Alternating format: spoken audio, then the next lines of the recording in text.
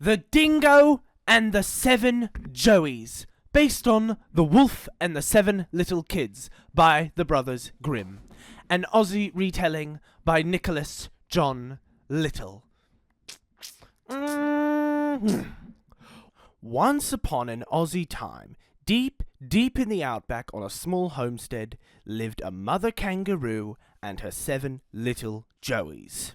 The mother was called Mamaroo, and her joeys were named as follows, from eldest to youngest: Jackie, Jonathan, Jemima, Joseph, Jenny, Jason, and last but not least, Little Joe, the very youngest, quietest, and most easily frightened of all. Oh, and I almost forgot, Frederick, the pet fly. Little Joe had found him long ago in a wattle bush, when Fred was just a baby. You see, Fred's mother had cruelly abandoned him just because she didn't like his colour. Don't worry, Fred's mama was eaten by a spider soon after. So the Roo family had kindly taken Fred in. Though none of the Joeys considered him anything more than a pet, they still loved him, and he loved them, and they all loved Mamaroo very much, and Mamaroo loved, well, you get the picture. Well, anyway, one fateful Saturday morning, Mamaroo opened their fridge and found it completely empty. Not surprising, considering what big eaters her Joeys were. Normally, Mamaroo would hire either Miss Koala, Miss Emu, or Miss Goanna to look after the Joeys while she was out. But today, Miss Koala had got stomach flu, Miss Emu had broken her leg in a ballet rehearsal, and Miss Goanna was on ski vacation. So Mamaroo summoned all the Joeys, and Fred, into the main room, and told them she would have to leave them alone in the house the whole day to get food from the shops. "Oh, are you sure we can't come too, Mama?" asked Jackie the eldest. "Yes, sorry, Joeys. It's just too crowded and easy to get lost there," said Mamaroo.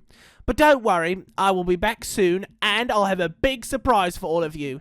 "Yay!" yelled the Joeys. "There is just one thing you must all never do. Never go outside or open the door for anyone but me while I'm gone.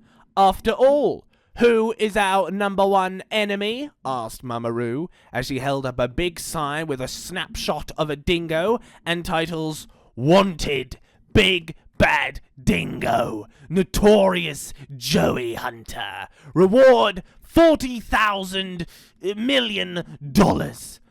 "Boo!" jeered most of the Joeys as they hissed at the photo. Jemima threw a chair at the photo. Little Joe and Fred cowered and hugged each other in fear. "Exactly," said Mamaroo. "Ever since that dingo busted out of prison, he's been yearning to get his cruel claws on you Joeys. I know he will take his chance today, and use every trick in his head." "But Mama, how will we know if it's the dingo at the door?" asked Jonathan.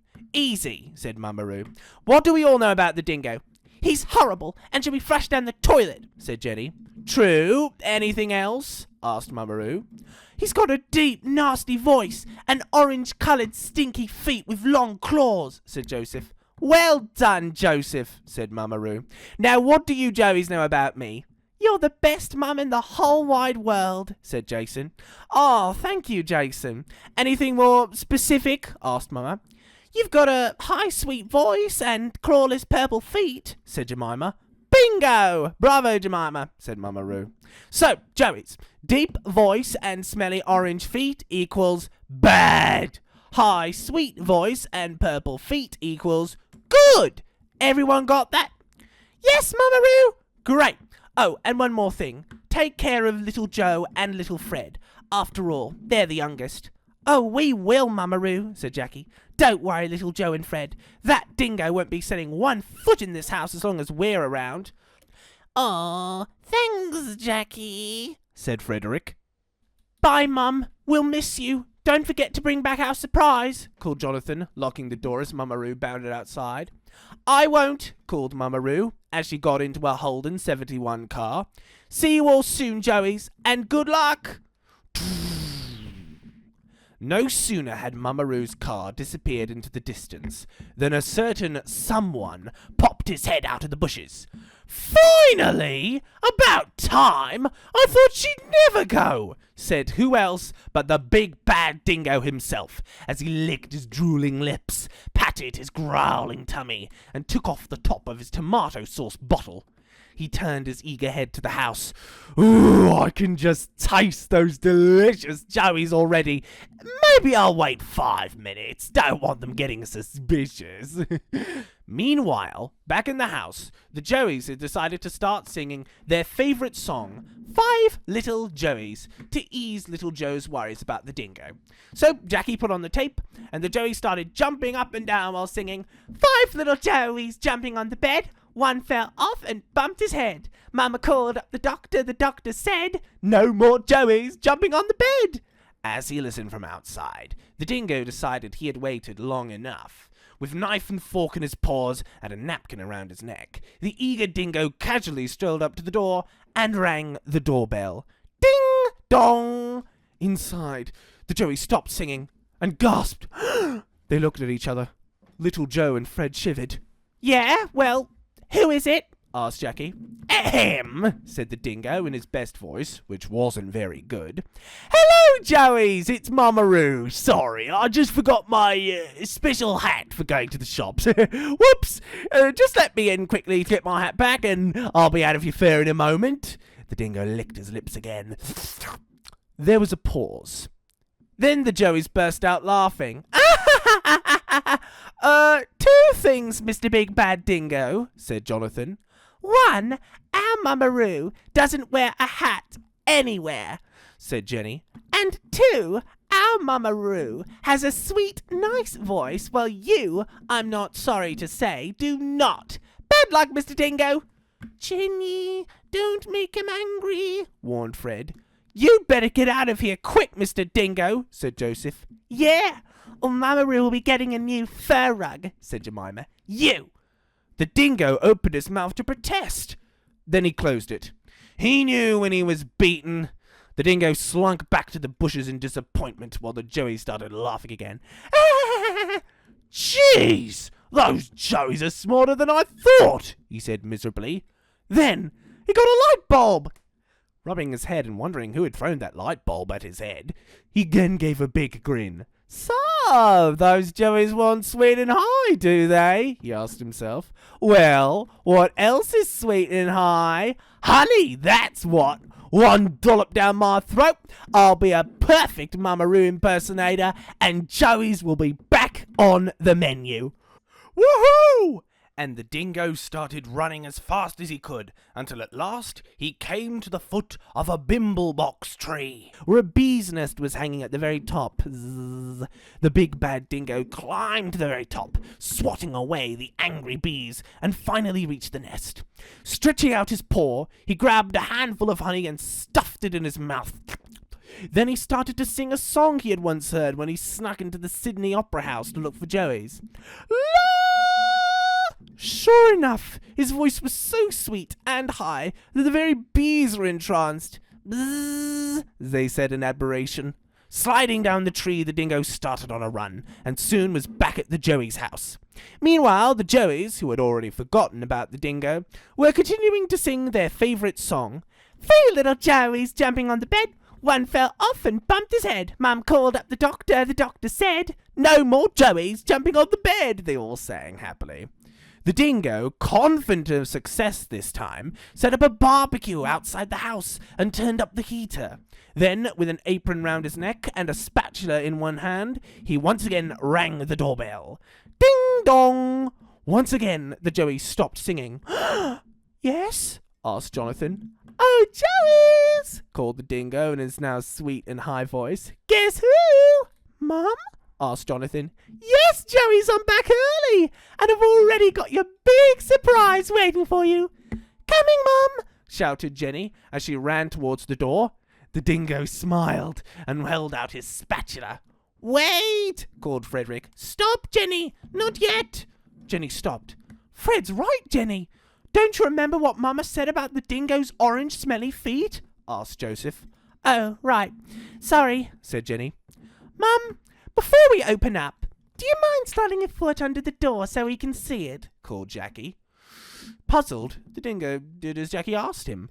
The Joeys gasped as a huge, orange, smelly foot with long claws appeared under the crack in the door. Little Joe hid behind Jemima. "Tell me, Jenny, does that look anything like our Mama Roo's foot?" asked Jackie. "Absolutely not," yelled Jelly, as she picked up a hammer and slammed it down on the foot with all her might. Poof! Meow! Hollowed the dingo in pain, and he jumped backwards, right onto the open barbecue. The dingo hopped on his one good foot, off as fast as he could, with the laughter of the Joeys ringing in his ears. At last, the dingo arrived at the creek and jumped in. Splash! When he finally emerged, both his bird bottom and his flattened foot were miraculously healed. But the big bad dingo was furious. "Those little Joey brats!" he yelled, throwing a tantrum like a little baby as he rolled on the ground in rage. "After all my hard work, this is how they thank me? I just wanted to slowly and painfully fry them on my barbecue. Is that too much to ask?" At last, the dingo stopped and took a look at his smelly orange foot. "Well, I suppose desperate times call for desperate measures. I didn't want to do this, but those Joeys have left me no choice. Oh, they're gonna pay for making me do this." And he took out a bar of soap and started scrubbing his foot with all his might until it was completely clean. "Yuck!" said the dingo, and he then took out a file and cut off all his claws until his foot was perfectly free of them. "Just needs the right colour," said the dingo. "Purple feet, eh? Is that what they want? Then it's purple feet they'll get." And he started running again as fast as he could, until finally he caught sight of what he'd been looking for. The sign of Mr. Echidna's homemade artwork hung over the door of a shop. The dingo burst into the shop, where Mr. Echidna was having an afternoon rest. "Oh, hello," said Mr. Echidna in surprise. "Oh, you must be Mr. Big Bad Dingo. I just saw your face in the news. How kind of you to visit my humble shop. Would you like an autograph?" "No! First of all," interrupted the dingo, "it's the Big Bad Dingo, Mr. Cactus. And two, I'm not here just to show off, although it is nice to hear that you heard of me." "Oh, you won't have one of my paintings? Oh, that's so kind of you. I mean, usually Mama Roo is the only one who—" said Mr. Echidna. "No, I don't want one of your stupid paintings," interrupted the Big Bad Dingo. "I want paint, specifically the purple kind, and I want it now." All right, no need to get impatient," said Mr. Echidna, handing him a box of purple paint. "So you want to be an artist, do you? What a great idea! Which reminds me, my old great-aunt Bessie always used to say, 'Blah, blah, blah,'" interrupted the dingo very rudely. He quickly dipped both of his feet into the paint, and soon they were pure, gleaming purple. "Yes! Yes!" shouted the dingo. "Wow, very pretty," admired Mr. Echidna. "Well, that will be $3.20, please." The dingo glared at him. To pay?" asked Mr. Echidna, a trifle nervously. "Tell you what, Mr. Pincushion," said the Big Bad Dingo. "How about, as payment, I don't eat you? Sound good?" Mr. Echidna started thinking. Well, on one hand, if you ate me, I would be out of a job. On the other hand, if you ate me, my prickles would probably be in your throat for weeks. Well, it depends, Mr. Dingo, on whether— Mr. Dingo?" But the Big Bad Dingo was gone, with the pot of paint. Great Aunt Bessie was right. I should have been a dentist," mused Mr. Echidna. Just then, the sound of Mama Roo's Holden parking was heard outside, and Mama Roo knocked on the door. "Good afternoon, Mr. Echidna. Just popping by your shop before I get home. Any good selling so far?" called Mama Roo as she bounced into the shop. Then she stopped. "Mr. Echidna, what's wrong?" she asked, seeing his long face. "Hello, Mrs. Roo. Very nice to drop by. I'm afraid the dingo has just been here," said Mr. Echidna sadly. "What? Why, that horrible fuzzball," said Mama Roo angrily. "I'm so sorry, Mr. Echidna. What did he do?" "He made me give him a full box of my purple paint, without paying." Oh, that Dingo! If ever I get my paws on him... Wait, did you say purple paint? Asked Maru. Yes, and he put his smelly feet into it. Why he felt like changing his colour, I have no idea. I mean, I thought orange was a very nice colour. Purple didn't really sound like... Mrs. Rule? What's wrong? Asked Mr. Echidna, noticing Mama's dawning look of worry on her face. I have to get back to my Joeys. Now! Cried Mama Roo. Wait! Let me come with you! Said Mr. Echidna. Meanwhile, back at the Roo house, the Joeys and Fred were still singing their favourite song. One little Joey jumping on the bed, he fell off and bumped his head. Mama called up the doctor said, ding dong! For the third time that day, the Joeys and Fred stopped in shock. Who is it? Called Jackie. Joeys! It's Mama! I'm finally home! Came a sweet and high voice. I do hope that horrible Dingo hasn't been bothering you all. Darn those long queues! The Joeys looked at each other. It sounds like Mama, said Jason. Remember last time? Said Fred, shivering. He's right, said Jemima, and she called out, Mama, before we let you in, do you mind just slipping both of your feet under the door so we can see them? Oh, you remembered what I said about the Dingo's feet being orange. I'm so proud of you all. Well done, said the voice, and two purple, clawless, and very clean feet appeared under the crack in the door. The Joeys cheered. Hooray! It really is Mum! She's home! Oh, Mum, said Jenny, you have no idea how much we've missed you. And I've missed you all too, said the voice. Twice, in fact, it added quietly to itself. But not this time. Excuse me, Mrs. Rue? What was that last part? Asked Fred, till Joe gave a gulp. But the other Joeys had been cheering and bouncing so loudly they hadn't heard the quiet mutter. Well, Mama, do you have that big surprise for us? Said Jonathan, as he and the other Joeys, except little Joe, bounded up to the door. As a matter of fact, I do, said the voice. Well, when do we get it? Asked Joseph, as he turned the key in the lock. Right now, said the voice, and the door burst open. The Joeys gasped in horror. For there, with a triumphant grin on his face, who should be standing there but the big bad Dingo? Ha ha ha! Surprise! Laughed the Dingo. The Joeys all screamed. Ah! Close the door! Close the door! Shouted Jackie. Too late! Mocked the Dingo as he jumped into the house. You all have no idea how long I've been waiting for this. Everyone, hide! Cried Jonathan, and the Joeys all scattered in different directions. Jackie dived into the microwave. Jonathan ducked behind the TV set. Jemima jumped into the empty refrigerator. Joseph ran under the bed. Jenny crawled under a big rug. And Jason plopped into a water can. The Dingo just laughed. So it's hide and seek you want, eh? He said mockingly.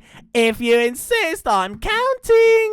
100, 35, 14, 3, 2, 1. Ready or not, here I come. And he casually strolled over to each hiding place one by one, pulled out a trembling Joey, said, Tag, you're it, even though that's not how you play the game. See what a lazy creature he was.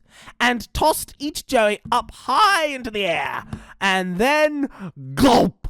Can you believe it? The Dingo was so greedy, starving, and extremely lazy, he didn't even bother to chew. He just gulped them all down like they were all grapes.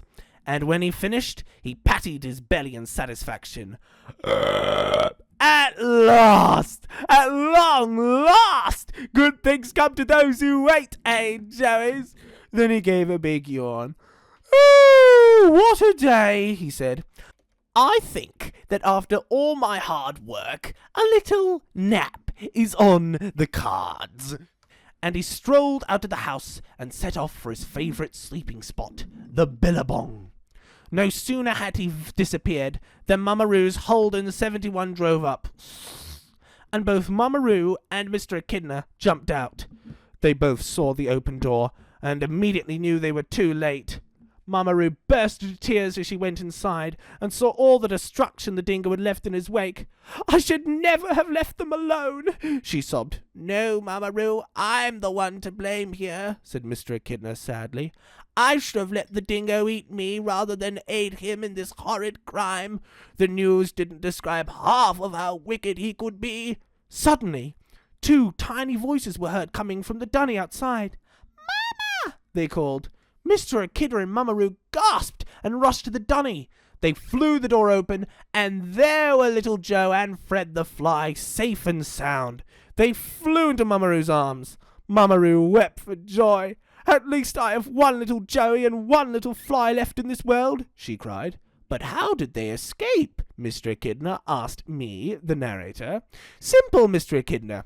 As soon as they had the 'twice in fact but not this time' part that the other Joeys hadn't, they guessed that something was up. They were too late to warn the other Joeys, but before they unlocked the door, Fred and Little Joe had slipped behind the wall. While the dingo was distracted by going around and swallowing all the other Joeys, Joe and Fred had snuck out to the dunny and slipped inside. As such, they were the only ones to evade the dingo's tummy. I couldn't say all this before, because then the dingo might have heard me and found them after all." "It was Little Joe's idea," said Fred. "He was shivering all over, but didn't make a peep as we quietly went past the dingo's back." "What a brave Joey!" cried Mama Roo. Joe blushed. "You deserve 5 surprises after all you've been through. But don't worry, you're safe. Mama's here now." Pardon me for the interruption of this sweet moment," said Mr. Echidna, "but I seem to see a trail of purple paw prints leading out of the house and in that direction." I wonder," said Fred the Fly, and he started to follow the trail the stupid dingo hadn't noticed he'd been making. Mama Roo popped Little Joe into a pouch and started bouncing after Fred. "Wait for me!" cried Mr. Echidna, as he started jogging after them all as fast as he could. At last, they all arrived at the billabong, and there, lying under the shade of a coolabah tree, with 2 cucumber slices over his eyes and a pair of headphones over his ears, lay the big bad dingo. He was fast asleep and snoring so loudly that the tree shook. "Just look at the smug grin on his face!" cried Mama Roo in rage. "I'll wipe that grin off and throw it to Antarctica." "Wait!" said Little Joe. "Everyone, look! His tummy's moving!" So it was. And not only that, but listening closely, they could hear voices from inside. "I spy with my one little eye something beginning with S," said a voice that sounded like Jackie's. Saliva," came a voice that sounded like Jonathan's. "No, stomach! I win!" came Jackie's voice. A bunch of other voices groaned. Enough of that game. Let's sing 5 Little Joeys," said a voice that sounded like Jemima. "There's no room to jump in here," said a voice that sounded like Joseph's. "I wish he could have swallowed the telly," came Jenny's voice. "Then we could at least have a bit of fun in here."